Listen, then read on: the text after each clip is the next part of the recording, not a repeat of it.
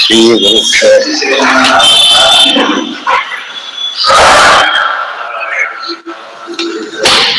ಓಂ ನಾರಾಯಣಂ ಸುರಗುರುಂ ಜಗದೇಕನಾಥಂ ಭಕ್ತಪ್ರಿಯಂ ಸಕಲಲೋಕ ನಮಸ್ಕೃತಂಚ ತ್ರೈಗುಣ್ಯವರ್ಜಿತಮಜಂ ಋಹುಮಾದ್ಯಮೀಶಂ ವಂದೇ ಭವಘ್ನಮವರಾಸುರಸಿದ್ಧ ನಾರಾಯಣಂ ನಮಸ್ಕೃತ್ಯ ನರಂ ಚೈವ ನರೋತ್ತಮಂ ದೇವೀಂ ಸರಸ್ವತೀಂ ವ್ಯಾಸಂ ತಥೋ ಜಯಮುದೀರಯೇ.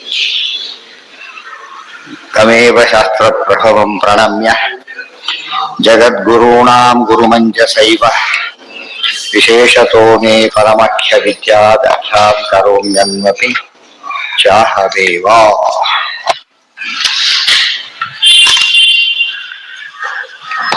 ಅನ್ವಯಸ್ಯ ಕಥಂ ಜ್ಞಾನಂ ಅದೇನಾ ಈಗಡೆ ಇದೆಯಾ?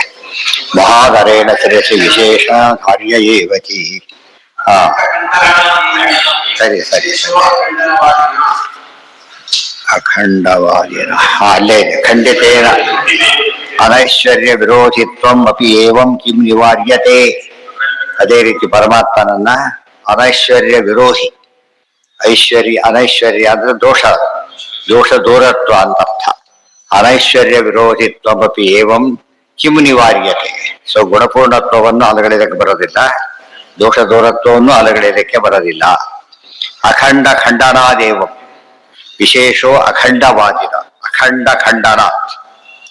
ಅಖಂಡ ಖಂಡನಾಥ್ ಅಂದ್ರೇನು? ವಿಶೇಷವೇ ಇಲ್ಲದೆ ಇರ್ತಕ್ಕಂಥ ಅಖಂಡ ಇದೆ ಅಂತ ಹೇಳೋದಕ್ಕೆ ಸಾಧ್ಯನೇ ಇಲ್ಲ. ಅಖಂಡ ಅಂದ್ರೆ ಭಾಗ ಇಲ್ಲದೆ ಇರೋ, ಆದರೆ ಭಾಗ ಇಲ್ಲದೆ ಇರೋ ಪದಾರ್ಥನೇ ಇಲ್ಲ. ಆದರೆ ವಿಶೇಷ ಒಪ್ಕೊಂಡಾಗ ಅಖಂಡತ್ವ ಕೊಡುತ್ತೆ. ವಿಶೇಷ ಒಪ್ಪಿಡ್ದು ಹೋದರೆ ಅಖಂಡತ್ವ ಅನ್ನೋ ವಿಶೇಷ ಇದೆಯಲ್ಲ ಕೊನೆ ಪಕ್ಷ. ಆದ್ದರಿಂದ ನಿರ್ಗುಣತ್ವಕ್ಕೆ ಹೇಗೆ ನಿರ್ಗುಣತ್ವ ಅನ್ನೋದೇ ಗುಣ ಆಗ್ತದ, ಹಾಗೆ ಅಖಂಡ ಖಂಡನಾದೇವ. ನೀನ್ ಹೇಳ್ತಕ್ಕಂಥ ಅಖಂಡ ನಾವು ಒಪ್ಪೋದಿಲ್ಲ. ಇವತ್ತು ಆಕಾಶ ಅಖಂಡ, ಆದ್ರೆ ಈ ರೀತಿ ಅಲ್ಲ. ಪರಮಾತ್ಮ ಅನಂತ ರೂಪಿ ಇದ್ದಾನೆ, ಏಕರೂಪಿ ಇದ್ದಾನೆ, ಸರ್ವವ್ಯಾಪ್ತ ಇದ್ದಾನೆ, ಯಾವ ದೋಷನೂ ಇಲ್ಲ. ನೀನ್ ಹೇಳ್ತಕ್ಕಂಥ ಅಖಂಡ ಸರಿಯಲ್ಲ. ವಿಶೇಷ ಅವ್ರ ಅಖಂಡ ಅಂದ್ರೆ ಏನು? ಏನು ಇಲ್ಲ, ಅವ್ರ ಅಖಂಡತ್ವನೂ ಇಲ್ಲ. ಅವ್ರಿಗೆ ಮತ್ತೇನ್ ಮಾಡೋದು ತಗೊಂಡದ್ರ ಅಖಂಡ ಅಂತ ಹೇಳ್ತಿ. ಹಾಗಿದ್ರೆ ಉಪಾಧಿ ಎಲ್ಲಿ ಬಂತು? ಇಡೀ ಬ್ರಹ್ಮನೇ ಬಂತು, ಪಾರ್ಟಿ ಬಂತು. ಬ್ರಹ್ಮನೇ ಬಂತಂದ್ರೆ ಬ್ರಹ್ಮ ಇಲ್ಲೇ ಇಲ್ಲ. ಈಗ ಪಾರ್ಟಿ ಬಂದ್ರೆ ಅಖಂಡ ಆಗ್ಲಿಲ್ಲ. ಹೀಗಾಗಿ ಯಾವ ಕಡೆಯಿಂದ ನೋಡಿದ್ರು ಕೂಡ ಕೆಲವು ಹರದ ಪದಾರ್ಥ ಇರ್ತದೆ. ತೂಡ್ ಎಲ್ಲಿ ನೋಡಿ ಆತ ಗುಹ್ಯದ ಪಾಷಾರ ಇಲ್ಲಿ ಬಿಚ್ಚಕೋರ ಅಲ್ಲಿ ಅಲ್ಲಿ ಇಲ್ಲಿ ಕಟ್ಟಾಗ್ತದಲ್ಲ, ಹಾಗೆ ಯಾವ ಕಡೆಯಿಂದ. ಅದಕ್ಕೆ ಅನಂತ ದೋಷ ದುಷ್ಟಚ್ಚ. ಅನಂತ ಅಂದ್ರೆ ಏನು? ಎಂಡ್ಲೆಸ್. ಇನ್ಫೈನೈಟ್ ಒಂದು, ಎಂಡ್ಲೆಸ್ ಒಂದು. ದೋಷ ಒಂದು ರೀತಿ ಮಿತಿ ಇರ್ಬೇಕಲ್ಲ, ಹಾಗಾಗಿ ವಿಶೇಷ ಅಖಂಡವಾದಿನ. ಆದ್ರಿಂದ ಅಖಂಡ ಅಂತ ಹೇಳ್ತಕ್ಕಂಥ ವಿಶೇಷ ಒಪ್ಪಬೇಕು. ಅಖಂಡತ್ವ ಬಿಟ್ಟರೆ ಅವರ ಸಿದ್ಧಾಂತನೇ ಹೋಯ್ತು. ಖಂಡಿತೇನಾಪಿ ಮನಸ ಸ್ವೀಕಾರ್ಯೋ ಅನನ್ಯಥಾ ಗತಿ. ಖಂಡಿತೇನಾಪಿ ಮನಸ ಸ್ವೀಕಾರ್ಯ ಅನನ್ಯಥಾ ಗತಿ. ಬೇರೆ ಗತಿ ಇಲ್ಲದಿದ್ದ ಮನಸ್ಸಿಗೂ ಕೂಡ ಏನ್ ಮಾಡಬೇಕು?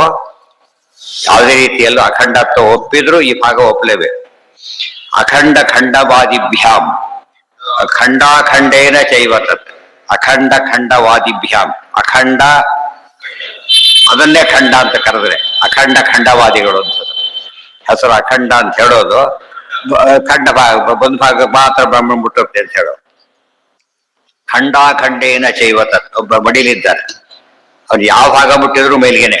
ಮತ್ತೆ ಒಂದು ಭಾಗ ಮಾತ್ರ ತೊಳ್ಕೊಂಡ್ರೆ ಸಾಕು. ಮುಸುರೆ ಒಂದ್ ಭಾಗ ತೊಳ್ಕೊಂಡ್ರೆ ಸಾಕು, ಎಂಜಲು ಒಂದ್ ಭಾಗ ತೊಳ್ಕೊಂಡ್ರೆ ಸಾಕು. ಆದ್ರೆ ಇದು ಬರೋದಿಲ್ಲ.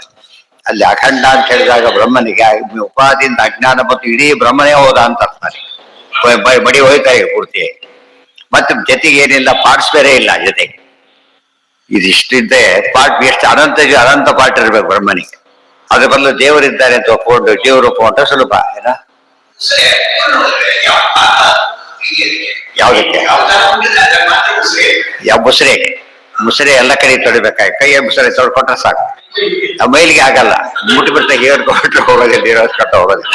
ಅದು ತಮಾಷೆ. ಅದು ವಿಶೇಷ. ಇದು ಕೂಡ ಬರುತ್ತೆ. ಮಡಿಯಲ್ಲೂ ಏನಿದೆ ವಿಶೇಷ. ಮಡಿ ಎಂಜಲು ಭಾರಿ ವ್ಯತ್ಯಾಸ ಇದೆ. ಅರ್ಥ ಆಯ್ತಾ? ಖಂಡಿತೇನ ಖಂಡ ಅಖಂಡ ಖಂಡವಾದಿಭ್ಯಾಂ ಖಂಡಾಖಂಡೇನ ಚೈವತತ್. ಅಖಂಡ ಖಂಡ ಅಂತ ಹೇಳಿದಾಗ ಖಂಡಾಖಂಡ ಅನ್ನೋ ಪದದಿಂದನೇನೆ ವಿಶೇಷವನ್ನು ಒಪ್ಪದೆ ಹೋದ್ರೆ ಅವರ ಎಲ್ಲಾ ಕಾನ್ಸೆಪ್ಟ್ ಕೆಟ್ಟ ಹೋಗೋದ್ರಿಂದ ಮಹಾದರೇಣ ಶಿರಸಿ ವಿಶೇಷೋ ಧಾರ್ಯ ಏವಹಿ. ವಿಶೇಷವನ್ನ ತಲೆ ಮೇಲೆ ಹೊತ್ಕೊಂಡು ಕುಣಿಬೇಕು, ಯಾಕಂದ್ರೆ ಒಪ್ಪದವ್ರಿಗೆ ಎಷ್ಟು ಪ್ರೀತಿ ಬರ್ತಿತ್ತು ಅಂತ ಹೇಳ್ತಾರೆ. ಮಹಾದರೇಣ ಅತ್ಯಂತ ಆದರದಿಂದ ಶಿರಸಾಧಾರ್ಯವಾಗಿದೆ. ಅದನ್ನು ಒಪ್ಪಿ ಉಳಿದು ಯಾವ ಮತದಲ್ಲೂ ಕಾನ್ಸೆಪ್ಟ್ ಇಲ್ಲ. ಅದ್ಮೇಲೆ ಎಕ್ಸ್ಪ್ಲೇನ್ ಮಾಡಕ್ ಬರೋದೇ ಇಲ್ಲ ಅಂತ ಅರ್ಥ. ನಿತ್ಯ ಧರ್ಮಗಳನ್ನು ಒಬ್ಬ ಧರ್ಮೀವಂತಿಗೆ ಹೊಂದಿಸ್ಲಕ್ಕೆ ಸಾಧ್ಯನೇ ಆಗೋದಿಲ್ಲ, ಮತ್ತು ಪ್ರತಿನಿತ್ಯದ ವ್ಯವಹಾರದಲ್ಲೂ ಸಾಧ್ಯ ಇಲ್ಲ. ಮಹಾದರೇಣ ಶಿರಸಿ ವಿಶೇಷೋ ಧಾರ್ಯ ಏವಹಿ ನಿದರ್ಶನತ್ರಯೇಣಾಸೋ ಭಗವಾನ್ ಅತ್ಯಭಿನ್ನತಾಂ. ಅದಕ್ಕೇನೆ ಎಲ್ಲ ದೃಷ್ಟಾಂತಗಳನ್ನು ಕೊಟ್ಟಿದ್ದರಿಂದ ಪರಮಾತ್ಮನಿಗೆ ಏನಿದೆ, ತನಗೂ ಅದರ ಗುಣಗಳಿಗೂ ಅಭಿನ್ನತಾಂ ಅಭೇದವೇ ಇದೆ. ಗುಣಾನಾಂ ಆದರೇಣಾಹ ತಚ್ಚ ನಾಭಿಹಿತಾನ್ವಯ. ಈ ಹೊಸ ಪ್ರಶ್ನೆ ಶುರುವಾಯ್ತು. ಹೊಸ ವಾದ. ಏನು ವಾದ? ಈ ಶಬ್ದಗಳಿಗೆ ಅನ್ವಯ ಹೇಗೆ ಬರುತ್ತೆ ಅಂತ ಪ್ರಶ್ನೆ. ರಾಮ ರಾವಣಂ ಅಹನತ್. ರಾಮ ಅಂತ ಪದ ಹೇಳಿದಾಗ ರಾವಣಮ್ಮದಿಲ್ಲ, ಅಹನತ್ತಿಲ್ಲ. ರಾವಣಂ ರಾಮ ಪದ ಇಲ್ಲ, ಕಿವಿ ಬೀಳೋದಿಲ್ಲ. ಅಹನತ್ ಇನ್ನೂ ಬಿದ್ದಿಲ್ಲ. ಅಹನತ್ ಹೇಳಿದೆ ಎರಡೂ ಇಲ್ಲ. ಮತ್ತೆ ಹೇಗೆ ಅನ್ವಯ ಹೇಗಾಗುತ್ತೆ? ರಾಮ ರಾವಣ ಅನ್ವಯ ಬರದೇನೋ ಬರೆದಿದ್ದಾನೆ, ಹೇಳ್ಬೇಕಾದ್ರೆ ಏನಾಯ್ತದ? ಈಗ ಒಂದು ಪದ, ಆ ಪದ ಇಲ್ಲಲ್ಲ, ಜ್ಞಾನ ಹೇಗೆ ಬರುತ್ತೆ ಅಂತ ಕೇಳಿದ್ರೆ ಅದಕ್ಕೆ ಏನ್ ಹೇಳ್ಬೇಕು? ಅದಕ್ಕೆ ಆ ಪದದ ಸಂಸ್ಕಾರ ಕೂತಿದೆ. ರಾಮ ಸಂಸ್ಕಾರ ಬಂತು, ರಾವಣ ಸಂಸ್ಕಾರ ಬಂತು, ಅಹನತ್ ಅಲ್ಲಿ ಮುಗಿ ಎಂಡ್ಲೆಸ್ ಆಗ್ಲಿಲ್ಲ. ಯಾಕೆ? ಒಂದು ಆಕಾಂಕ್ಷ ಅಂತ ಒಂದಿರ್ತದೆ. ರಾಮ ಏನು ರಾವಣನನ್ನು ಏನ್ ಮಾಡ್ದ? ಕೊಂದನು. ಅದಕ್ಕೆ ಆಕಾಂಕ್ಷ ಅಂತ, ವಾಟ್ ನೆಕ್ಸ್ಟ್ ಅಂತೆ. ಅಲ್ಲಿ ಮತ್ತೆ ಬರೋದಿಲ್ಲ. ರಾವಣ ಸರಿ ಆಯ್ತು, ಅಷ್ಟೇ ಮುಗೀತು. ಈ ಮಾತಿಗೆ ಏನಂತಾರೆ? ಅಲ್ಲಿ ಆಕಾಂಕ್ಷ ಪೂರ್ತಿ ಆಯ್ತು. ಸೊ ಆಕಾಂಕ್ಷ ಸನ್ನಿಧಿ ಯೋಗ್ಯತಾವತಾನಾಂ ಪದಾನಾಂ ಸಮೂಹೋ ಹಿ ವಾಕ್ಯಂ. ವಾಕ್ಯದ ಡೆಫಿನೇಷನ್ ಇಂಗ್ಲಿಷಲ್ಲೂ ಹಾಗೆ ಹೇಳೋದು. ಸೆಂಟೆನ್ಸ್ ಇದೆ group of words giving complete sense ಅಂತ ಹೇಳ್ತೀವಲ್ಲ, ಹಾಗೆ ಕಂಪ್ಲೀಟ್ ಸೆನ್ಸ್ ಇರಬೇಕು, ಗ್ರೂಪ್ ಆಫ್ ವರ್ಡ್ಸ್ ಆಗ್ಬೇಕು. ಒಂದು ವರ್ಡನ್ನ ವಾಕ್ಯ ಅಂತ ಕರೆಯೋದಿಲ್ಲ, ಗೊತ್ತಾಯ್ತಾ? ಬಂದ ಅಂತ ವಾಕ್ಯ ಒಂದೇ ಪದ, ಆದ್ರೆ ಅವನು ಬಂದ, ಇವರು ಬಂದ, ಅವೆಲ್ಲ ಸೇರಿಸ್ಕೋಬೇಕು. ಲುಕ್ ಹಿಯರ್ ಅಂತ, ಯು ಲುಕ್ ಹಿಯರ್, ಇವೆಲ್ಲ ಅಂಡರ್ಸ್ಟುಡ್. ಆದ್ರಿಂದ ವಾಕ್ಯ ಹೀಗಿರಬೇಕು ಅಂದ್ರೆ ಡೆಫಿನೇಷನ್ ಇದೆ, ಅದ್ರ ಬಗ್ಗೆ ಡಿಸ್ಕಷನ್ ಈಗ. ಹೌದು, ಇರ್ಬೇಕು. ಮತ್ತೆ ರಾಮ ಅಂಬುದು ರಾವಣ ಅನ್ನೋ ಪದಕ್ಕೆ ಹೇಗೆ ಅನ್ವಯ ಆಗುತ್ತೆ ಅದನ್ನ ಹೇಳ್ಬೇಕು. ಏನೋ ಹೇಳ್ತಾ ಒಂದು ಸ್ಫೋಟ ಬರುತ್ತೆ ಅಂತ ಅವ್ರ ವಾದ. ಸ್ಫೋಟ ಬಂದ್ಬಿಟ್ಟು ಅರ್ಥ ಬರುತ್ತೆ, ಏನು ಬೇಕಿಲ್ಲ. ಏನಿದೆ ಪ್ರತಿಯೊಂದು ಪದನ ಹೇಗಿದೆ ಇನ್ನೊಂದು ಪದಕ್ಕೆ ಲಿಂಕ್ ಹಾಕಾಗಿದೆ. ಸರ ಮಾಡ್ತಾರೆ, ಲಿಂಕ್ ಹಾಕ್ತಾರೆ. ಕೊನೆ ಲಿಂಕ್ ಹೇಗಿರುತ್ತೆ ಅಂದ್ರೆ ಈ ಕಡೆ ಹೀಗಿರುತ್ತೆ. ಹೀಗೆಲ್ಲ ಹೋಗ್ತಾ ಹೋಗ್ತಾ ಹೀಗೆ ಆಗ ಬಂದ್ಬಿಡೋದು. ರಾಮನು ಸರಿ ಲಿಂಕ್ ಉಳ್ಕೊಂಡ್ ಹಾಗೆ, ರಾವಣನನ್ನು ಲಿಂಕ್ ಉಳ್ಕೊಂಡು ಮತ್ತೆ ಕೊಂದನು ಅಷ್ಟ ಈ ಕಡೆಯಿಂದ ಬಂತು, ವಾಕ್ಯ ಪೂರ್ಣ ಆಯ್ತು. ಅದು ಹೀಗೆ ಇದ್ರ ಮುಂದೆ ಹೋಗ್ತಾ ಇರುತ್ತೆ. ಹಾಗೇನೆ ವಾಕ್ಯಕ್ಕೆ ಏನಾಗ್ತಿರ್ಲಿಲ್ಲ, ದೊಡ್ಡ ಸರಕ್ಕೆ ಭಾರಿ ಲಿಂಕ್ಸ್ಬೇಕು, ಚಿಕ್ಕ ಸರಕ್ಕೆ ಕಡಿಮೆ. ಒಂದು ಈ ಕಡೆಯಿಂದ ವಾಪಸ್ ಬರ್ಬೇಕದು. ಪದಗಳಿರೋದೇ ಹಾಗೆ. ಅದು ಶಬ್ದಶಾಸ್ತ್ರದ ಬಗ್ಗೆ ದೊಡ್ಡ ಮಾಹಿತಿ ಇದೆ, ಅದ್ರ ಬಗ್ಗೆ ಸಾಕಷ್ಟು ಕಸ ನಡೆದಿದೆ. ಇಂಥ ವಿಷಯ ಹೇಳೋದಕ್ಕೆ ಬರೋದಿಲ್ಲ. ಫಂಡಮೆಂಟಲ್ ಪ್ರಾಬ್ಲಮ್ ಉತ್ತರ ಕೊಟ್ಟಿದ್ದು ಶ್ರೀಮದ್ ಆಚಾರ್ಯ. ಅದು ಬಹಳ ಮುಖ್ಯ ಇದೆ. ಪದಗಳು ಹೇಗೆ ಒಂದಕ್ಕೊಂದು ಅಟ್ಯಾಚ್ ಆಗುತ್ತೆ ಅದನ್ನ ಎಕ್ಸ್ಪ್ಲೇನ್ ಮಾಡ್ತಾರೆ. ಗುಣಾನಾಂ ಆದರೇಣಾಹ ತಚ್ಚ ಅಭಿಹಿತಾನ್ವಯ. ಅದೇನು ಅಭಿಹಿತ ಅನ್ವಯ ಅಂದ್ರೆ? ಒಂದು ಅನ್ವಯ ಅಂದ್ರೆ ಹೊಂದಿಸೋದು, ಅಭಿಹಿತ ಹೇಳ್ತಿರ್ಲಿಕ್ಕೆ ಕೂತು ಬಿಡೋದು. ಆ ಪದಗಳು ಇರೋದೇ ಹಾಗೆ. ಯದಾ ಯದಾ ಅಶೇಷ ವಿಶೇಷಾಣ ಮುಕ್ತಿ ಸಾಮಾನ್ಯತೋ ಹವೆ. ಎಲ್ಲ ವಿಶೇಷಗಳು ಸಾಮಾನ್ಯತ ಅಂದ್ರೆ ಏನು? ಇವತ್ತು ಎಲ್ಲ ಅಂತ ನಮಗೆ ಅರ್ಥ ಆಗುತ್ತೆ. ಎಲ್ಲರೂ ಊಟಕ್ಕೆ ಬನ್ನಿ, ಅನೌನ್ಸ್ ಮಾಡ್ದ, ಎಲ್ಲ ಒಂದು ಅರ್ಥ ಆಗುತ್ತೆ. ಎಲ್ಲ ಅಂದ್ರೆ ಎಷ್ಟಕ್ಕೆಲ್ಲ, ಎಲ್ಲರೂ ಸತ್ಯ ಹೇಳ್ಬೇಕು, ಲಿಮಿಟೇಷನ್ ಇಲ್ಲಿದಕ್ಕೆ. ಎಲ್ಲರೂ ಸತ್ಯ ಹೇಳ್ಬೇಕು, ನಮ್ಮ ಮನೆಯವ್ರಿಗೆ ಹಾಗೆಲ್ಲ ಇಲ್ಲ, ಎಲ್ಲರೂ ಹೇಳ್ಬೇಕು ಅಂತ. ಎಲ್ಲರೂ ಬನ್ನಿ, ಎಲ್ಲರೂ ಕೇಳಿಸ್ಕೊಳ್ಳಿ. All of you should attend the function, all of you. ಯಾರವರು ಸಂಬಂಧಪಟ್ಟವರು, ಯಾರು ದಾರಿಯವ್ರಿಗೆ ಕೇಳಿಸಿ ಅವನು ಬರಾಗಿಲ್ಲ, ಗೊತ್ತಾಯ್ತಾ? ಎಲ್ಲರ ಶಬ್ದಕ್ಕೆ ಅರ್ಥ ಇದೆ. ದೇವರಲ್ಲಿ ಬಂದಾಗ ಏನಾಯ್ತು? ಯಾವ ದೋಷನೂ ಇಲ್ಲ ಅಂತಾನೆ. ಯಾವ ಮಡಿ ಇಲ್ಲ, ಎಲ್ಲ ಮಡಿ ಇದೆ, ದೋಷನೇ ಇಲ್ಲ. ಎಲ್ಲ ಮಡಿ ಏನಿದೆ ಇದರಲ್ಲಿ? ಅಲ್ಲಿ ರಿಲೇಟಿವ್ ಆಯ್ತು ಮಡಿ. ನಮ್ಮ ಕಾನ್ಸೆಪ್ಟ್ ಪ್ರಕಾರ ಏನಿದೆಯೋ ಅದಿದೆ ಅಷ್ಟೇ. ಆ ರೀತಿ ಮಡಿ ಯೋಚನೆ ಮಾಡಕ್ ಕೊಟ್ರೆ ಉಳಿದವ್ರು ಬುಟ್ಟಕ್ಕೆ ಬರೋದಿಲ್ಲ. ಅವತ್ ಮಾತ್ರ ಸ್ನಾನ ಪೂಜೆ, ಉಳಿದಿಸ್ ಹೋಟ್ಲು. ಅವ್ರ ಮಡಿ ಏನ್ ಬರುತ್ತೆ ಅದಕ್ಕೀಗ? ಎಷ್ಟೋ ಜನ ವರ್ಷಕ್ಕೊಂದು ಪೂಜೆ ಮಾಡೋರಿದ್ದಾರೆ. ಭಾರಿ ಮಡಿ ಮಾಡ್ತೀವಿ, ಏನು ಉಪಯೋಗ ಅದರಿಂದ? ಮಡಿನ ಪೂಜೆ ಮಾಡಕ್ಕಲ್ಲ, ಉಳಿದಂತೂ ಮೇಂಟೈನ್ ಮಾಡ್ಬೇಕಾದ್ರ. ಮಡಿನ ಊಟಕ್ಕೆ ಕೂತಾರ ಕುಡಿಯಲ್ಲ, ಆಮೇಲೆ ಕುಡಿಬಹುದು ಅಂತ ಕೇಳಿದ ಅರ್ಥ ಹೋಯ್ತು, ಅಲ್ಲಿಗೆ ಅರ್ಹತೆ ಕಳ್ಕೊಂಡ್ಬಿಡ್ತಾರೆ. ಆ ದೃಷ್ಟಿಯೊಳಗೆ ಅದು ಕಾನ್ಸೆಪ್ಟ್ ಬೇರೆ. ಇಲ್ಲಿರೋ ಕಾನ್ಸೆಪ್ಟ್ ಏನು? ಪದೈಕೇನ ಅಪ್ಯುತ್ತರೇಣ ವಿಶೇಷಾವಗತಿರ್ಭವೆ. ಪದ ಶಬ್ದ ಇರೋದೇ ರಾಮ, ಮುಂದೇನು ಪದ ಇರೋದೇ ಹಾಗೆ. ಅದು ವಿಶೇಷ ಶಬ್ದಗಳಲ್ಲೂ ಏನಿದೆ ವಿಶೇಷ ಇದೆ.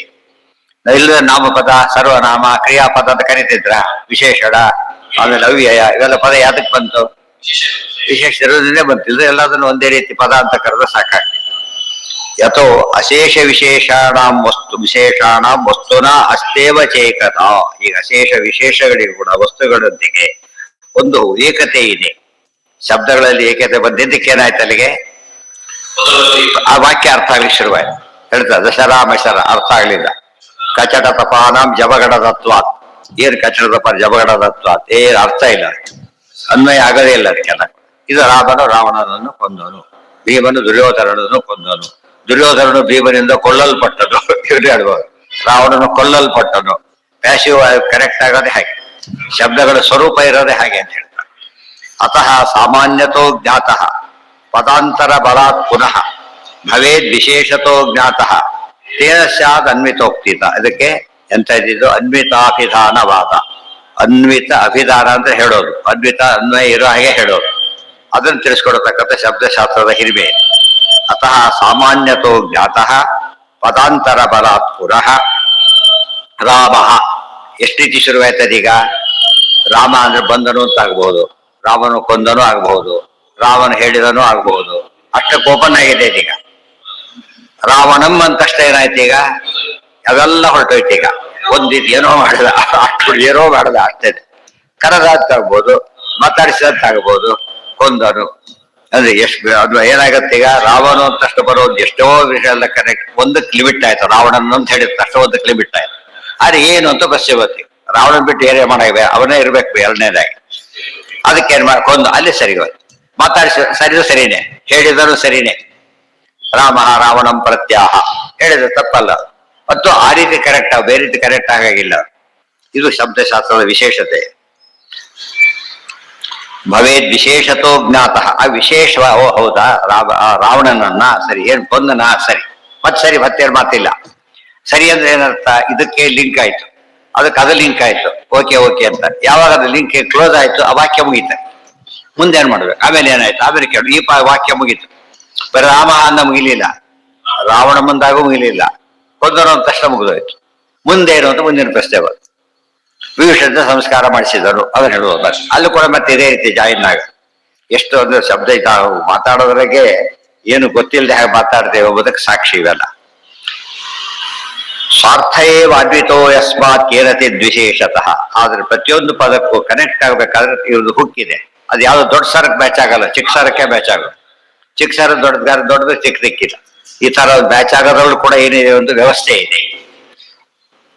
ಅಥವಾ ಅಶೇಷ ವಿಶೇಷಾಣ ವಸ್ತುನ ಅಸ್ತೇವ ಚೈಕತ.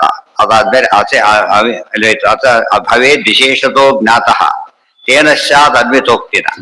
ಇವೆಲ್ಲ ಪ್ರಮಾಣ ಪದ್ಧತಿಯಲ್ಲಿ ಸ್ವಲ್ಪ ಹೇಳಿದ್ದಾರೆ.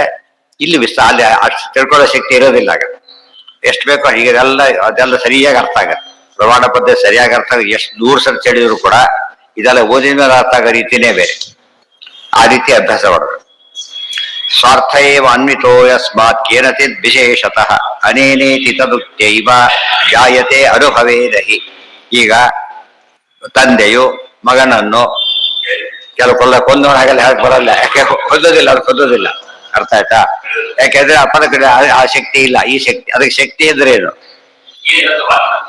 ವಾಚ್ಯವಾಚಕ ಭಾವ ಸಂಬಂಧ. ಇವತ್ತು ಏನ್ ಹೇಳೋ ಶಕ್ತಿ ಇದೆ ಅದಕ್ಕೆ? ಕೆಪಾಸಿಟಿ ಆಫ್ ಎಕ್ಸ್ಪ್ರೆಷನ್ ಥಿಂಗ್ಸ್ ಅಂತ ಅರ್ಥ. Expressing things. ಅರ್ಥ ಆಯ್ತಾ? ಇವೆಲ್ಲ ತಿಳ್ಕೊಂಡ್ರೆ ಶಬ್ದ ಎಷ್ಟಕ್ಕೆ ಆಚಾರ ಕೊಡುಗೆ ಇದೆ ನೋಡಿ. ನಾನು ಏನ್ ಅವ್ರ ಮೇಲೆ ಏನು ಹೇಳಿಲ್ಲ ತಿಳ್ಕೊಂಡ್ಬಿಟ್ಟಿದ್ದ. ಏನೋ ಹೇಳಿಲ್ಲ, ಜೈತೀರ್ಥರು ಬಂದು ಹೇಳಿದ್ರೆ ಹೊರತು ಮರ್ಯಾದೆ ಉಳಿಸಿದ್ರು ಅವರು ಅಂತೇಳಿ. ಅದೇ ಇದನ್ನೆಲ್ಲ ನಾನು ಏನೇನೂ ಮಾಡಿಲ್ಲ, ನಾನು ಬರೆದಿರೋದು ಭಾರಿ ಕಡಿಮೆ, ಸ್ಪಷ್ಟ ಹೇಳ್ತಾರೆ. ಭಾರಿ ಕಡಿಮೆ ಬರೆದಿರೋದು ಎಲ್ಲ ಇದರೊಳಗಿದೆ. ಇದನ್ನು ಬಿಡಿಸೋ ವಿಚಾರ ದೊಡ್ಡ ಹಲಸಂಡೆ. ತಡಿಯರು ಮನೆಯಿಂದ ತಂದೆಲ್ಲ ಬಿಡಿಸಿಟ್ಟವರು ಎಲ್ಲಿ ತಂದಿದ್ದಾರೆ? ಅದೇ ಹಣ್ಣಲ್ಲೇ ಉಳಿದವರಿಗೆ ತೆಗಿಲಕ್ಕೆ ಬರ್ದಿದ್ದು ಮಾಡಿ ತೋರಿಸಿದ್ದಾರೆ ಅಷ್ಟೇ. ಅರ್ಥ ಆಯ್ತು? ಉಳಿದವ್ರು ಏನೋ ಇಲ್ಲ, ತೇನ್ ಬರೆದಿರೋದ ಕೈ ಬಿಸಾಕ್ಬತ್ತೆ, ಕೆಲ್ಸಕ್ಕೆ ಬರೋದು ಹೆಸರಿ ಯಾಕೆ ಎಷ್ಟೊಂದು ದುಡ್ಡು ಕೊಟ್ಟು ಅಷ್ಟು ಮಾಡ್ಕೊಂಡು ಹಾಗಲ್ಲ ಬಾ ಹೀ ಬಾ. ಹಾಗಾಗಿ ಏನು ತೊಳೆ ಬಿಡಿಸಾಗಲ್ಲ, ನೆಕ್ಸ್ಟ್ ಲೇಯರ್ ಬರ್ತಾ ಹೋಗುತ್ತೆ. ದಾಳಿಂಬೆ ಅರೇಂಜ್ಮೆಂಟ್ ಆಗಿರುತ್ತೆ ನೋಡಿ. ಲೇಯರ್ ಒಂದು ಲೇಯರ್ ಶುರು ಆಯ್ತು, ಹೊರಗಡೆ ಮತ್ತೊಂದು ಲೇಯರ್. ಅರಿದು ಬಾಳೆಹಣ್ಣೆ ಲೇಯರ್ ಇಲ್ಲ, ಒಂದೇ. ಅದಕ್ಕೆ ಬಹುಚಿತ್ರ ಜಗತ್ ಬಹುಧಾಕರಣ ಪರಶಕ್ತಿ ಅನಂತ ಗುಣ ಪರವ. ಈ ಪ್ಯಾಕ್ ಮಾಡಿ ಕೊಡೋ ಅಭ್ಯಾಸ ಹೇಗೆ ಪರಮಾತ್ಮ ಬಾಳೆಹಣ್ಣು ಹಾಗೆ ತೊಡಿ ಇಟ್ಬಿಟ್ರೆ ಹೇಗಿರ್ತಿತ್ತು ಮೇಲೆ ಒಂದು ಒಳ್ಳೆ ಕವರ್ ಬಾಯಿ ಮೇಲೆ ಗೊತ್ತಾಯ್ತಾ ಪ್ರತಿಯೊಂದಕ್ಕೂ ದರದ ಇದ್ಯಾವುದು ಗೋಡಂಬಿ ಅದಕ್ಕೊಂದಿದ್ದು ಬಾದಾಮಿ ಮೇಲೊಂದು ಕವರ್ ಬರುತ್ತೆ ಈ ರೀತಿ ಅಂಗಡಿಯವ್ರ ಮಾಡಿ ಎಷ್ಟು ಯಾವ್ದು ಬೇರೆ ಚಾರ್ಜ್ ಮಾಡ್ತಾರೆ ಏನಿಲ್ಲ ಹುಟ್ಟದಲ್ಲಿ ಹಾಗೆ ಬರುತ್ತೆ ಕವರ್ ಅದ್ರ ಸಮೇತ ಬರುತ್ತೆ ಅದೇ ಪ್ಯಾಕ್ ಮಾಡಿ ಕೊಡೋ ಅಭ್ಯಾಸ ನೋಡ್ಕೋಬೇಕು ಇಲ್ಲದ್ರೆ ಬಾಳೆಹಣ್ಣು ಕೆಟ್ಟ ಹಾಳಾಗಿ ಹೋಗ್ತಿತ್ತು ಇವ್ ದಾಳಿಂಬೆ ಬಿಟ್ಟು ಎಲ್ಲ ಬಿದ್ದೋಗ್ಬಿಡ್ತಿತ್ತು ಇರ್ತಾನೆ ಇರ್ಲಿ ಅದು ಎಷ್ಟು ವೈಶಿಷ್ಟ್ಯ ಪದಗಳಿರೋದೇ ಹಾಗೆ ಈ ವಿಶೇಷತೆ ಒಪ್ಪದೆ ಹೋಗಿ ಎರಡು ಹಣ್ಣು ಒಂದೇ ರೀತಿ ಇವೆ ವಿಶೇಷತೆ ಈ ಸೀತಾಫಲ ರಾಮಫಲ ಅಂತ ಬರುತ್ತೆ ನೋಡಿದ್ರಲ್ಲಿ ಬೀಜದ ತಗೋಬಿಟ್ರೆ ಎರಡು ಒಂದೇ ರೀತಿ ಕಾಣುತ್ತೆ ಮೇಲಾಕಾರ ಸ್ವಲ್ಪ ವ್ಯತ್ಯಾಸ ಆಗ್ತಾ ಹೋಗುತ್ತೆ ಮೇಲ್ಗಡೆ ತೊಳೆಕೊಂಡ ಕಾಣುತ್ತೆ ಸೀತಾಫಲ ಅದು ಕಾಣೋದಿಲ್ಲ ಪ್ಲೇನ್ ಆಗಿರುತ್ತೆ ಅಂದ್ರೆ ಇದೆಲ್ಲ ಅರ್ಥ ಮಾಡ್ಕೋಬೇಕೆ ಹೊರತು ತಾನು ಗೊತ್ತಿದ್ದಕ್ಕೆ ಅಡ್ಜಸ್ಟ್ ಮಾಡ್ತಾ ಹೋಗ್ಬಾರ್ದು ಒಂದನೇ ಕ್ಲಾಸಿಗೆ ಅಡ್ಜಸ್ಟ್ ಮಾಡ್ತಾ ಒಂದನೇ ಕ್ಲಾಸಲ್ಲಿ ಇರ್ತಾರೆ ಅವ್ರು ಎರಡನೇ ಕ್ಲಾಸಿಗೆ ಎಕ್ಸ್ಪೆಂಡ್ ಆಗ್ಬೋದು ಮತ್ತೆ ಎಕ್ಸ್ಪೆಂಡ್ ಆಗ್ಬೋದು ಅದು ಜ್ಞಾನ ಅಂತಾರೆ ಹೊರತು ಇದನ್ನ ಜ್ಞಾನ ಅಂತ ಕರೆಯೋದಿಲ್ಲ ಇವ್ರಿಗೆಲ್ಲ ಒಂದರಲ್ಲೇ ಸೇರಿಸಿದ ಜ್ಞಾನಿ ಅಂತ ಕರೆಯೋದಿಲ್ಲ ಅದನ್ನ ಬಿಡಿಸಿ ಸೇರಿಸ್ತಾ ಇದೆ ಎಲ್ಲ ಬೇರೆ ಬೇರೆಯಾಗಿ ಒಂದ್ ಕಡೆ ಸೇರಿದೆ ಅದು ಗ್ರೇಟ್ನೆಸ್ ಸ್ವಾರ್ಥಯೇ ಅನ್ವಿತೋ ಯಸ್ಮಾತ್ ಅದಕ್ಕೆ ಏನಚಿತ್ತ ಅದು ಯಾವ್ದಕ್ಕೆ ಮ್ಯಾಚ್ ಬರೋದಿಲ್ಲ ಅದರಿಂದ ಆಯಾ ಶಬ್ದಕ್ಕೆ ಅದೇ ಕರೆಕ್ಟ್ ಆಗ್ಬೇಕು ಅನೇನೈತಿ ತದುಕ್ತೈವ ಜ್ಞಾಯತೆ ಅನುಭವೇನಹಿ ಇದು ಗೊತ್ತಾಗೋದು ಯಾವಾಗ ಅಂದ್ರೆ ಅನುಭವ ಅದೇ ಅನುಭವ ಮೊದಲು ಸಂಸ್ಕಾರ ಬರುತ್ತೆ ಅದು ಅನುಭವ ಉಳ್ಕೊಡುತ್ತೆ ಇನ್ನೊಂದು ಮಾತು ಕೇಳುತ್ತಾರೆ ಅರ್ಥ ಆಗುತ್ತೆ ಈ ರೀತಿ ಜ್ಞಾನ ಬೆಳೀತಾ ಹೋಗುತ್ತೆ ಶಬ್ದಗಳಿಂದ ಜ್ಞಾನ ಎಷ್ಟು ಮುಖ್ಯನೋ ಶಬ್ದಗಳ ಜ್ಞಾನನೇ ಹೇಗೆ ಬರುತ್ತೆ ಅಂತ ಹೇಳ್ತಾರೆ ಶಬ್ದಗಳ ಜ್ಞಾನ ಹೇಗೆ ಬರ್ಬೇಕೀಗ ಒಂದು ಸ್ಟೇಜಲ್ಲಿ ಡಿಕ್ಷನರಿ ಹೆಲ್ಪ್ ಮಾಡುತ್ತೆ ಒಂದು ಸ್ಟೇಜಲ್ಲಿ ವ್ಯಾಕರಣ ಒಂದು ಸ್ಟೇಜಲ್ಲಿ ನಿರುಕ್ತಿ ಹೆಲ್ಪ್ ಮಾಡ್ತಾ ಹೋಗುತ್ತೆ ಬಟ್ ಶಬ್ದಕ್ಕೆ ಬಿಡಿಸಿದಂತೆ ಹೊಸ ರೀತಿಯಲ್ಲಿ ಬರುತ್ತೆ ಅರ್ಥ ಗೊತ್ತಾಯ್ತಾ ರಾಮನು ಅಷ್ಟೇ ಮುಗಿದು ರಾಮ್ ಬಿಡಿಸ್ಬೇಕೀಗ ರಮತೆ ಐತಿ ರಾಮ ಆಗ ಅರ್ಥ ಆಯ್ತು ಅದು ಶಬ್ದ ಕೇಳಿದ್ದಾಯ್ತು ಈಗ ವ್ಯಕ್ತಿ ಅಂತ ಆಗಿತ್ತಷ್ಟೇ ಅವ್ರ ಗುಣ ಹೇಳ್ತೀಗ ಓಹೋ ಆನಂದವಾಗಿರುವವನು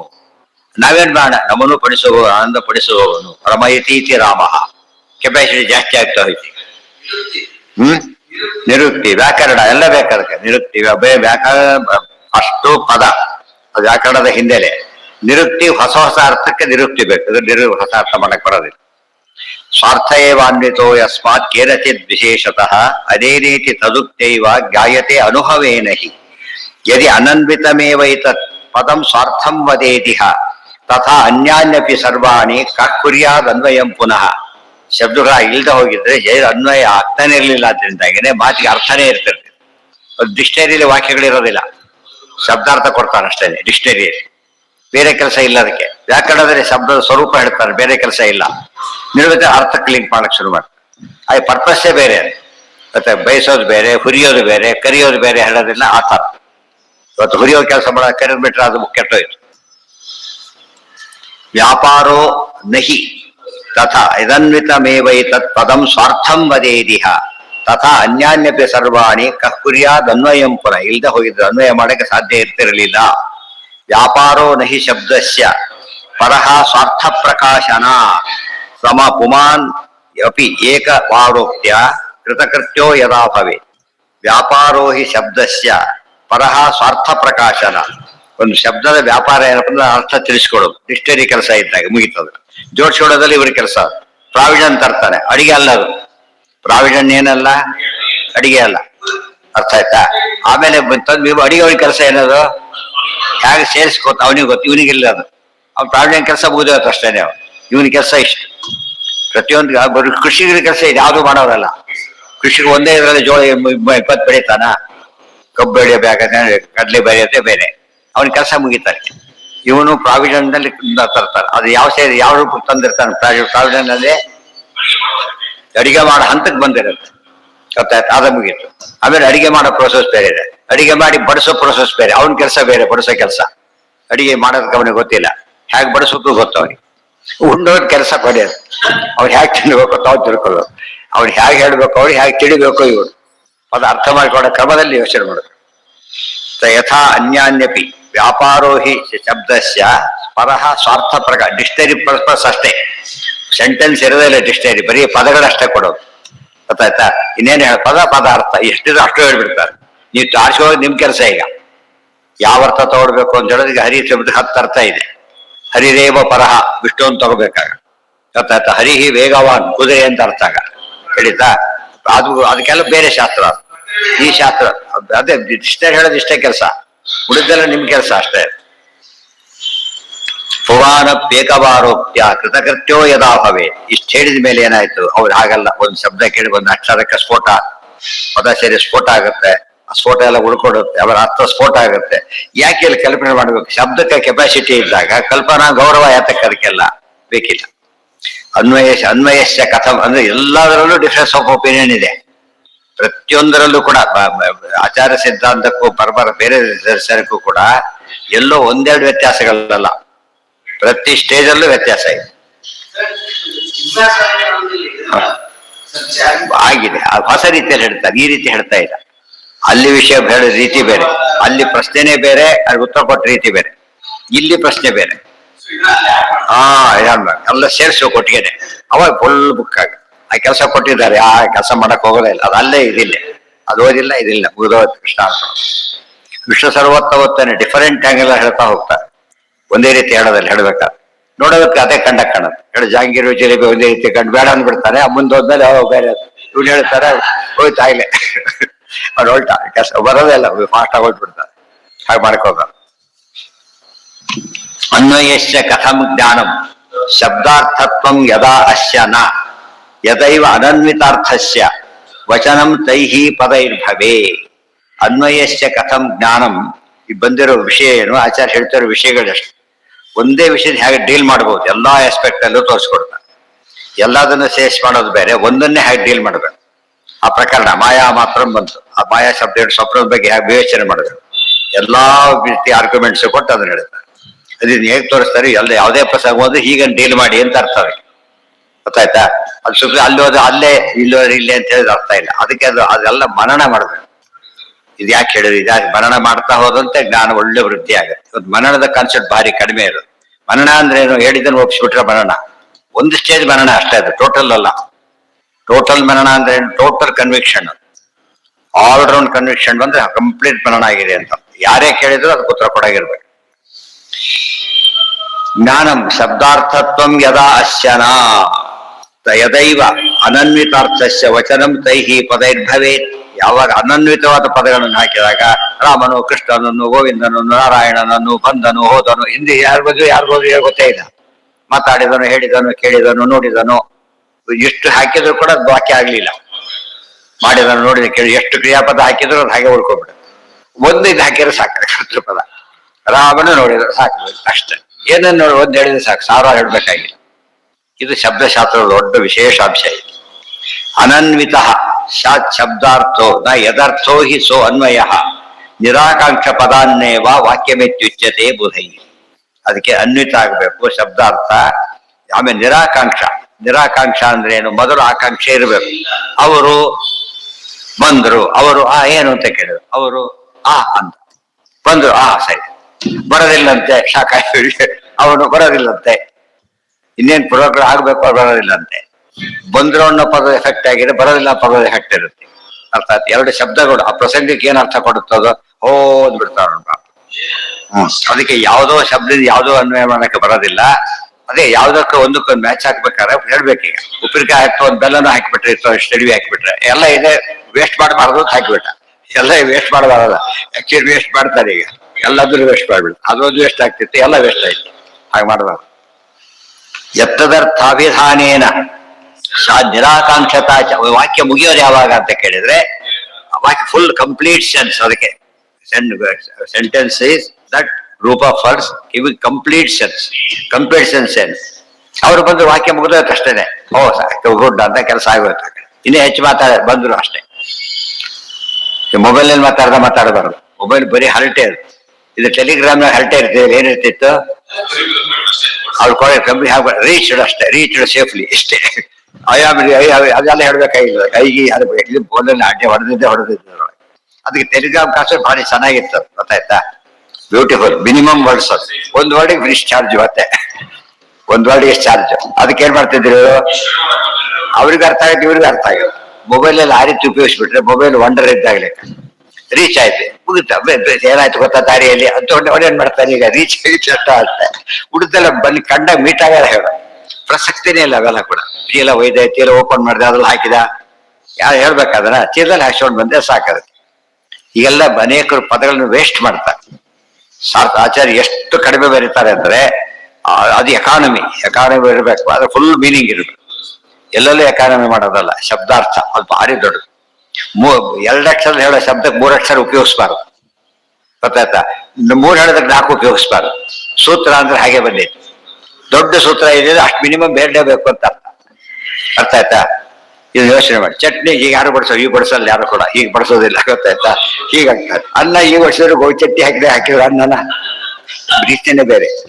ಇದೆಲ್ಲ ಯೋಚನೆ ಮಾಡಿದ್ರೆ ಗೊತ್ತಾಗುತ್ತೆ. ತುಪ್ಪ ಹಾಕೋದು ಬೇರೆ, ಸಾರು ಹಾಕೋದು ಬೇರೆ, ಹುಳಿ ಹಾಕಿದ್ರೆ ತುಪ್ಪ ಹಾಕಿದ್ರೆ ಹುಳಿ ಹಾಕಿದ್ರೆ ತಿಲ್ಲಕ್ ಬರುತ್ತಾ? ಅಡಿಗೆ ಅದು ಶಾಸ್ತ್ರ, ಪಾಕಶಾಸ್ತ್ರ ಅಂತ ಹೆಸರು ಅದಕ್ಕೆ. ಆಲ್ ಅಬೌಟ್ ಪಾಕವಾಡ, ಅದು ಪಾಕಶಾಸ್ತ್ರ. ಇದು ಅವೆಲ್ಲ ಶಾಸ್ತ್ರಗಳು ಡಿಫ್ರೆಂಟ್ ಆಗಲಿ ಶುರುವಾಯ್ತವೆ. ಕೆಲವು ಪದಗಳನ್ನ ಬೇರೆ ಕಡೆ ಅರ್ಥನೇ ಆಗಲ್ಲ, ಅದು ಟೆಕ್ನಿಕಲ್ ಕ್ಲಾಸ್ ಅಲ್ಲೇ ಲಿಮಿಟ್ ಆಗಿಬಿಡುತ್ತೆ, ಬೇರೆ ಕಡೆ ಉಪಯೋಗ ಬರಲ್ಲ, ಅಲ್ಲೇ ಇರ್ಬೇಕು. ಅದನ್ವಿತ ಪಾಯಸ ಅಂತ ಆದ್ಮೇಲೆ ಅದನ್ನ ಇನ್ನೊಂದಕ್ಕೆ ಮಿಸ್ ಮಾಡಕ್ ಸಾಧ್ಯ ಇಲ್ಲ. ಫೈನಲ್ ಸ್ಟೇಜ್ ಅದು ಅಷ್ಟೇ, ಅದು ಅದಕ್ಕೆ ಮಾತ್ರ ಮೀಸಲು. ಮೊದಲ ಸ್ಟೇಜ್ ಅಲ್ಲಿ ಏನ್ ಬೇಕಾದ್ರೆ ಮಾಡಬಹುದು, ರವೆ 3-4 ಕಡೆ ಉಪಯೋಗಿಸಬಹುದು, ಆ ಸ್ಟೇಜ್ ಅಲ್ಲಿ ಉಪಯೋಗಿಸಕ್ ಬರೋದಿಲ್ಲ. ಎತ್ತದತ್ಯಭಿಧಾನೇನ ನಿರಾಕಾಂಕ್ಷತ. ಕೆಲವು ಸರ್ತೆ ಎತ್ತತ್, ಯಾರು ಆ ಅಂದ್ಬಿಟ್ಟ, ಯಾರು ಅವರು, ಅವ್ನಿಗೆ ಹೇಳೋನಿಗೆ ಗೊತ್ತು ಕೇಳೋನಿಗೆ ಗೊತ್ತು, ಬಂದ್ರು ಅಂತ ಅಷ್ಟೇ, ಅವರು ಕೂಡ ಹೇಳಿದ್ರು ಬಂದ್ರು ಅಂದ್ಬಿಟ್ಟ. ಸರಿ ಅಂದ್ಬಿಟ್ಟ. ಯಾಕೆ ಇವರಿಗೂ ಗೊತ್ತ ಯಾರೋ ಆಕಾಂಕ್ಷೆ ಅವನಿಗಿತ್ತು ಯಾರು ಅಂತೇಳಿ, ಉತ್ತರ ಕೊಟ್ಟ ಬೋದಾಯ್ತು ಅಷ್ಟೇ. ಸೊ ಹೇಳೋನು ಕೇಳೋ ಹಾಗೆ ಪಂಚಾವಯ ವಾಕ್ಯ, ಪಂಚಾವಯ ಇರ್ಬೇಕಾಗಿಲ್ಲ, ಗೊತ್ತಾಯ್ತಾ? ಒಂದಿದ್ರು ಸಾಕು. ಆ ತರ ಅರ್ಥ ಮಾಡ್ಕೊಳ್ಳೋನಿಗೆ ಅವನಿಗೆ ಕೇಳೋನ ಕೆಪಾಸಿಟಿ ಮೇಲೆ ಹೋಗುತ್ತೆ. ಎಷ್ಟು ಹೇಳಿದ್ರು ತಿಳಿಯಲ್ಲ, ಅವ್ನಿಗೆ ಹೇಳಿ ಪ್ರಯೋಜನ ಇಲ್ಲ. ಕೆಲವು 2ನೇ ಸರಿ ತಿಳಿಯುತ್ತೆ, 3ನೇ ಸರಿ ತಿಳಿಯುತ್ತೆ.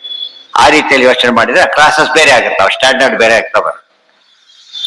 ಎತ್ತದರ್ಥಾಭಿಧೇನಾನ ನಿರಾಕಾಂಕ್ಷತಾ ಚ ಸಾ ಅಪೂರ್ತೆ ತಾವದರ್ಥಾನಾಂ ಆಕಾಂಕ್ಷಾ ಪೂರ್ವಮಿಷ್ಯತೆ. ಅದಕ್ಕೆ ಆಕಾಂಕ್ಷೆ ಮೊದಲಿರುತ್ತೆ, ಆಕಾಂಕ್ಷೆ ಮುಗಿಯುತ್ತೆ. ಇದೇ ಶಬ್ದದ ವಿಶೇಷ ಕೃತ್ಯ. ಸರ್ವ ಕರ್ಮಕರ್ತೃ ಕ್ರಿಯಾಣಾಂತು ಪೂರ್ತೌ ಕೋ ಅನ್ಯೋನ್ವಯೋ ಭವೇತ್, ಕೋ ಅನ್ಯ ಅನ್ವಯ ಭವೇತ್. ನೋಡಿ ವಾಕ್ಯಕ್ಕೆ ಏನಿರ್ಬೇಕು, ಅವಳು ಕರ್ಮಕರ್ತೃ ಕ್ರಿಯಾ. ಕರ್ಮಕರ್ತೃ ಅಂದ್ರೆ ಕರ್ತೃಪದ ಅಂತ ಅರ್ಥ, ಕರ್ಮ ಅಂದ್ರೆ ಕರ್ಮಪದ ಅಂತ ಇರ್ಬೇಕು, ಕ್ರಿಯಾ ಅಂದ್ರೆ ಕ್ರಿಯಾಪದ ಇರ್ಬೇಕು. 3 ಸೇರಿದಾಗ ಏನಾಗುತ್ತದ ವಾಕ್ಯ ಆಗುತ್ತೆ. ಇದು ಗೊತ್ತು, ಇಷ್ಟಿದ್ರೆ ಸಾಕಾರ್ಥ. ಇದ್ ಮೇಲೆ ಯಾಕೆ ಕಲ್ಪನೆ ಮಾಡ್ಬೇಕು? ಏನೇನು ಹೇಳ್ತಾರೆ ಕೊನೆಗೆ ಏನು ಒಟ್ಟೆ ಬೇರೆ ಯಾರು ಕೊನೆಗೆ ಏನು ತಿಳಿದ ಮಾಡಿಬಿಡ್ತಾರೆ ಅಷ್ಟೇ. ಆಗ ಎಂಡೇನಪ್ಪ ಅಂದ್ರೆ ಪ್ರತಿ ಪ್ರಶ್ನೆಗೂ ಅವ್ರ ಉತ್ತರ ಭಾರಿ ಕೊಡ್ತಾರೆ, ಸಿಕ್ಕಾಬಟ್ಟಿ ಬರೀತಾರೆ, ಕೊಡ್ತಾರೆ. ಪ್ರಶ್ನೆ ಹಾಗೆ ಉಳ್ಕೊಂಡಿರು. ಎಷ್ಟು ಔಷಧಿ ತಗೊಂಡ್ರು ರೋಗ ವಾಸಿ ಆಗ್ಲಿಲ್ಲ ಅಂತಲ್ಲ, ಹಾಗೆ ಒಂದು ಔಷಧಿ ಒಂದೇ ದೋಷಿ ವಾಸಿ ಮಾಡೋರು ಇದ್ದಾರೆ, ವರ್ಷಗಟ್ಟಲೆ ಇಟ್ಕೊಂಡು ವಾಸಿ ಆಗದಂತೆ ನೋಡ್ಕೊಳ್ಳೋರು ಇದ್ದಾರೆ. ಆ ರೀತಿ ಆಗಬಾರ್ದು. ನೋಡೋದಕ್ಕೆ ಕೆಲವು ಭಾರಿ ಡಾಕ್ಟ್ರು ಎಷ್ಟು ಕೊಟ್ಟ ಹೇಳ್ದ ಗಟ್ಟಿಗಟ್ಟೆ ಅರ್ಥನೇ ಬೇರೆ ಶಾಸ್ತ್ರ ಶಬ್ದವನ್ನು ದುರುಪಯೋಗ ಮಾಡ್ಕೊಡು, ಗೊತ್ತಾಯ್ತಾ? ಆಚಾರ್ಯ ಪ್ರತಿ ಪದ ಹೇಗೆ ನೋಡ್ಬೇಕು ಅಂತ ಹೇಳ್ತಾರೆ. ಅದು ನಿಜವಾದ ಅರ್ಥದಲ್ಲಿ ಬಹಳ ದೊಡ್ಡ ವಿಷಯ ಅದು ಪದ. ಅದಕ್ಕೆ ಶಬ್ದ ದೊಡ್ಡದು, ಶಬ್ದ ಶಾಸ್ತ್ರ, ಆಗಮಗಳು ಯಾವ ಅರ್ಥ ಹುಡುಕ್ಬೇಕಾದ್ರೆ ಏನ ಎಲ್ಲಿದೆ ಅಲ್ಲ. ಕರ್ಮ ಪದ ರಾಮನು ರಾವಣನನ್ನು ಕೊಂದನು. ರಾಮನು ಅನ್ನೋದೇನೋ ಕರ್ತೃಪದ, ರಾವಣನ ಕರ್ಮ, ಕೊಂದನು ಕ್ರಿಯಾ. ವ್ಯತ್ಯಾಸ ತಿಳ್ಕೊಬೇಕು. ಅವ್ರೇನ್ ಹೇಳಿದ್ರು, ಕರ್ಮ ಅಂದ್ರೆ ಒಂದೇ, ಕ್ರಿಯೆ ಅಂದ್ರೆ ಒಂದೇ. ಬೇರೆ ಕಡೆಗೆ ನಿಜ, ಇಲ್ಲಿ ಪದ ಅಂತ ಹೇಳಿದಾಗ ಆಗಲ್ಲ. ಕರ್ತೃವಾಚಕವಾದ ಪದ ಕರ್ತೃಪದ, ಕರ್ಮವಾಚಕವಾದ ಪದ ಕರ್ಮಪದ, ಕ್ರಿಯಾವಾಚಕ ಪದ ಕ್ರಿಯಾ. ಇಲ್ಲಿ ಬೇರೆ ಅದು ಬೇರೆ ಆಯ್ತು. ಈಗ ವ್ಯಾಪಾರಸ್ಥೇತ್ ಪುನಸ್ತೇಷಾಂ ಅನುಕ್ತಾವಪಿ ಕಿಂ ನ ಸಹ. ವ್ಯಾಪಾರಸ್ಥೇತ್ ಪುನಸ್ತೇನ ತೇಷಾಂ ಅನುಕ್ತೋಪಿ ಕಿಂ ನ ಸಹ. ಹಾಗಿದ್ರೆ ವ್ಯಾಪಾರ ಸುಮ್ನೆ ಮುಗಿಯೋದಿಲ್ಲ. ವ್ಯಾಪಾರ ಅಂದ್ರೇನು, ಅವನ ಪ್ರೋಸೆಸ್, ಆಕಾಂಕ್ಷೆ ಮುಗಿಯೋರಿಗೆ ನಡೀತಾನೆ ಇರಬೇಕು. ಆ ಅರ್ಥ ಈ ಕಾನ್ಸೆಪ್ಟ್ ಇಲ್ಲದೆ ಹೋದ್ರೆ ಎಷ್ಟು ಹೇಳ್ಬೇಕು ಅಂತ ಯಾರಿಗೆ ಗೊತ್ತಾಗುತ್ತೆ? ಏನು ಗೊತ್ತಾಗುತ್ತೆ. ಉಕ್ತೆ ಬುದ್ಧಿ ಬುದ್ಧಿಸ್ಥಾಹ ಅಲ್ಲ, ಬುದ್ಧಿಸ್ಥತಾ ಹೇತು ಯದಿ ವ್ಯಾಪಾರ ಇಷ್ಯತಿ. ಬುದ್ಧಿಸ್ಥತ ಕೆಲವು ಪದ ಕೇಳಿದ ತಕ್ಷಣ 2ನೇ ಪದ ಕೇಳೋನಿಗೆ ಆ ಬುದ್ಧಿ ಕೂತಿದೆ. ಒಂದು ಪದ ಸ್ವಲ್ಪ ಆಮೇಲೆ ಬಂದ, ಯಾರು ಅಂತ ಅದು ಕೇಳಿಸ್ಕೊಂಡಿರ್ಲಿ ಪದನ. ಅವರು ಪಾತ್ರದಲ್ಲೂ ಹಾಗೆ ಆಗೋದು. ಕೆಲವು ಪದ ಮಿಸ್ ಆಗ್ಬಿಟ್ರೆ ಏನಾಗುತ್ತೆ, ಅನ್ವಯ ಬರ ಯಾಕೆ ಏನ್ ಹೇಳಿದ್ರೆ ಅರ್ಥ ಆಗ್ಲಿಲ್ಲ ಅಲ್ಲ, ಅವ್ರ ಮುಂದೆ ಹೋಗಿ ಆಗಿರುತ್ತೆ ಆಗ್ಲೇ, ಗೊತ್ತಾಯ್ತಾ? ಲಿಮಿಟೆಡ್ ಕ್ಲಾಸ್ ನಲ್ಲಿ ಕೇಳಬಹುದು, ದೊಡ್ಡ ಕ್ಲಾಸ್ ನಲ್ಲಿ ಅಂತ ಕೇಳಕ್ ಆಗೋದಿಲ್ಲ, ಗೊತ್ತಾಯ್ತು? ದೊಡ್ಡ ಕ್ಲಾಸ್ ಅಲ್ಲಿ ಕೂತ ಒಬ್ಬನ ಗಾಡಿ ತಗೊಂಡ್ರೆ ಮತ್ತೆ ಕೇಳಿಸೋದಿಲ್ಲ. ಅದಕ್ಕೆ ಮಿನಿಮಮ್ ಮಾಡ್ತಾ ಇದ್ದೆ ಸಾಮಾನ್ಯ ಪಾಠ ಪ್ರವಚನ. ಮತ್ತೆ ಏನಾಗಿದೆ, ಇವತ್ತು ಹೆಚ್ಚು ಜನ ಇದ್ದಷ್ಟು ಪ್ರವಚನ ಹೆಚ್ಚನ ಇದ್ದಷ್ಟು ಚೆನ್ನಾಗಿರುತ್ತೆ, ಪಾಠ ಹೆಚ್ಚು ಕಡಿಮೆ ಇದ್ದಷ್ಟು ಚೆನ್ನಾಗಿರುತ್ತೆ. ಅರ್ಥ ಆಯ್ತಾ? ಪಾಠ ಯಾಕೆ ಕಡಿಮೆ ಇದ್ದ ಚೆನ್ನಾಗಿರುತ್ತೆ ಅಂದ್ರೆ ಇದು ಏನೇ ಮಾಡ್ತಾರೆ, ಪ್ರತಿಯೊಬ್ಬರ ಬಗ್ಗೆ ಗಮನ ಕೊಟ್ಟು ನೋಡಿ. ಯಾರು ನೋಡಿ ನಿಮ್ಗೆ ಅರ್ಥ ಆಗ್ಲಿಲ್ಲ ಏನು ಅಂತ ಕೇಳುವ ಉಪನ್ಯಾಸ ಕೇಳ್ತಾ ಕುತ್ಕೊಂಡು ಯಾರಿಗೂ ಪ್ರತಿ ಹೇಳೋದು ಕೊಡಬೇಡ. ಅವ್ರ ಪರ್ಪಸ್ಸೇ ಉಪನ್ಯಾಸದಲ್ಲಿ ವಿಡ್ತು ಜಾಸ್ತಿ ಇರ್ತದೆ. ವಿಡ್ತು ಒಂದು ಗಂಟೆಯಲ್ಲಿ ಎಷ್ಟೋ ವಿಷಯ ಬಂದ್ಬಿಡತ್ತೆ. ಪಾಠದಾಗ ಒಂದೇ ಪದ ಆಗಿರ್ಬೋದು, ಉಪನ್ಯಾಸದ ಕಾನ್ಸೆಪ್ಟೇ ಬೇರೆ, ಅದ್ರ ಪಾಠ ಅಲ್ಲಿ ಹೇಳ್ತಾ ಉಪನ್ಯಾಸದಲ್ಲಿ ಹೇಳ್ತಾ ಕೊಟ್ಟೋದ್ರೆ ಪಾಠ ಆಗ್ಬಿಡುತ್ತೆ, ಓದೋಗ್ಬಿಡುತ್ತೆ. ಅದು ಉಪನ್ಯಾಸ ಯಾವಾಗ ಕೇಳಿದ್ರು ಸ್ವಲ್ಪ ಅರ್ಥ ಆಗ್ಬೇಕು ಅವರಿಗೆ. ಪಾಠದಲ್ಲಿ ಹಾಗಲ್ಲ. ಸೆಕೆಂಡ್ ಇಯರ್ ಫಸ್ಟ್ ಇಯರ್ ಕುತ್ಕೊಂಡ್ರೆ ವೇಸ್ಟ್ ಅವರಿಗೆ. ಫಸ್ಟ್ ಇಯರ್ ಸೆಕೆಂಡ್ ಇಯರ್ ಏನೂ ಅರ್ಥ ಆಗಲ್ಲ, ಮುಂದೆ ಹೋಗ್ಬಿಟ್ಟಿರ್ತದ. ಅದ್ ಹೇಳ್ತಾ ಕೂತ್ಕೊಂಡು ಉಳಿದವರಿಗೆ ಗತಿಯರ್ ಆಗುತ್ತೆ. ಮತ್ತೆ ಫಸ್ಟ್ ಇಯರ್ ಆಗ್ಬಿಡುತ್ತೆ, ಸೆಕೆಂಡ್ ಇಯರ್ ಆಗೋದೇ ಇಲ್ಲ. ಗೊತ್ತಾಯ್ತಾ? ಅದಕ್ಕೆ ಪಾಠದ ಅರ್ಥನೂ ಬೇರೆ, ಇದ್ರ ಅರ್ಥನೂ ಬೇರೆ. ಅದು ಪಾಠನ ಪಾಠವಾಗಿಯೇ ಕೇಳಬೇಕು. ಪ್ರತಿ ಪದ ಅರ್ಥ ಮಾಡ್ಕೊಂಡ್ರೆ ಅದು ಪಾಠ, ವಿಷಯ ಅರ್ಥ ಮಾಡ್ಕೊಂಡ್ರೆ ಪ್ರವಚನ. ವಿಷಯ ಅರ್ಥ ಆಯ್ತು ಅಷ್ಟೇ. ಇದು ಹಾಗಲ್ಲ. ಪಾಠದಲ್ಲಿ ಉಪನ್ಯಾಸ ಏನ್ ಹೇಳಿದ್ರೆ ಕೇಳೋದೇ ಸಾರಾಂಶ ಹೇಳ್ಬೋದು ಅಷ್ಟೇ, ಪಾಠ ಹೇಳಕ್ ಬರೋದಿಲ್ಲ. ಹೀಗೆ ಹೇಳಿದ್ರು, ಮತ್ತೆ ಈ ಪ್ರಶ್ನೆ ಹೀಗೆ ಇದ್ರು, ಪ್ರಶ್ನೆ ಹೇಳಿಲ್ಲ ನಾಳೆ ಕೇಳ್ತೀನಿ, ಇವೆಲ್ಲ ಇರ್ಬೇಕಾದ್ರೆ. ಆಕ್ಚುಲಿ ವಾದಕಥ ಪಾಠ ಇನ್ನೂ ಹೇಳೋದಾದ್ರೆ ಕರೆಕ್ಟ್ ವಾದಕಥ, ಪ್ರಶ್ನೆ ಉತ್ತರ ಇದ್ದಾಗ ಬರ್ತಿರ್ಬೇಕು. ಕರ್ಮಕರ್ತ ಅದಕ್ಕೆ ಸಾಮಾನ್ಯವಾಗಿ ದೊಡ್ಡ ದೊಡ್ಡ ಇದರಲ್ಲಿ ಒಬ್ಬೊಬ್ರು ಸ್ಟೂಡೆಂಟ್ಸ್ ಅಷ್ಟೇ. ಬೇರೆ PG ಕ್ಲಾಸ್ನಲ್ಲೆಲ್ಲ ಬಹಳ ಕಡಿಮೆ ಸ್ಟೂಡೆಂಟ್ಸ್ ಇರ್ತಾರೆ. ಕೆಲಸ ಒಬ್ಬರೇ ಇಬ್ರೇ, ಒಂದು ವರ್ಷ ಇಲ್ಲೇ ಇಲ್ಲ ಅಂತ ಕೆಲಸ ಆಗಿದೆ. ಅದನ್ನ ಇಲ್ಲಿ ಹಾಗಲ್ಲ. ಒಂದನೇ ಕ್ಲಾಸ್ನಲ್ಲಿ ಇದ್ರೆ ಕ್ಲಾಸ್ ಅಲ್ಲ, ಸ್ಕೂಲ್ ಮುಚ್ಚಿಬಿಡ್ತಾರೆ. ಇಟ್ಕೊಂಡು ಏನ್ ಮಾಡೋದು? ಅಲ್ಲಿಗೆ ನಾಳೆ ಮುಂದಿನ ಭಾಗ ಇವೆಲ್ಲ ಹೊಸ ಶಾಸ್ತ್ರ ಶುರುವಾಯಿತು. ಒಂದೊಂದು ಚೇಂಜ್ ಆಗ್ತಾ ಹೋಗುತ್ತೆ. ಅದಕ್ಕೆ ಷಟ್ಶಾಸ್ತ್ರ ಪಾರಂಗತರು ಅಂದ್ರೆ ಆಯಾ ವಿಷಯ ಬಂದಾಗ ಅಂತ ಹೇಳೋದಕ್ಕೆ 6 ಸೇರಿದಾಗ ಏನಾಗುತ್ತೆ, ಪರ್ಫೆಕ್ಟ್ ಆಗುತ್ತೆ. ಅದಕ್ಕೆ ಈವನ್ ನಮ್ಮ ಲೌಕಿಕದಲ್ಲೂ 6 ಸಬ್ಜೆಕ್ಟ್ಸ್ ಮಾಡಿರೋದು. ಷಟ್ಶಾಸ್ತ್ರ ಓದ್ತಾರಲ್ಲ, ಷಟ್ಶಾಸ್ತ್ರನೇ ಇಲ್ಲೂ ಓದೋದು. ಒಂದಕ್ಕೆ ಲಿಂಕ್ ಆಗಿರೋ ಸಸ್ಯ ಯಾವ್ದಾದ್ರು ಫಿಸಿಕ್ಸ್ ಎಕನಾಮಿಕ್ಸ್ ಹಾಗೆಲ್ಲ ಕಂಬೈನ್ ಮಾಡೋದಿಲ್ಲ. ಅವೆಲ್ಲ ಒಂದೇ ಆ ಸಬ್ಜೆಕ್ಟ್ ಮಾತ್ರ ಕಂಬೈನ್ ಮಾಡ್ತಾ ಹೋಗ್ತಾರೆ. ಬೇರೆದ್ ಮಾಡಿದ್ರೆ ವೇಸ್ಟ್ ಆಫ್ ಟೈಮ್, ಏನು ಉಪಯೋಗ ಇಲ್ಲ.